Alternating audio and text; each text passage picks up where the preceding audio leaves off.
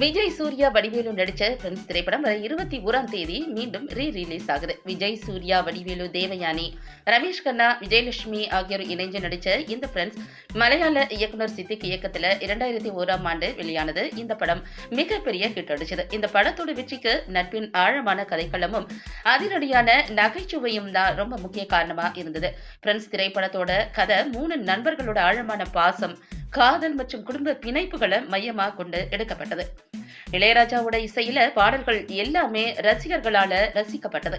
அதிலையும் வடிவேலுவோட காமெடி, அதாவது ஆணிய புடுங்க வேணாம், நீ புடுங்கிறது எல்லாமே தேவையில்லாத ஆணிதான் அப்படிங்கிற காட்சி இன்னைக்கு அளவுக்கும் ரசிகர்களால மிகவும் கொண்டாடப்படுது.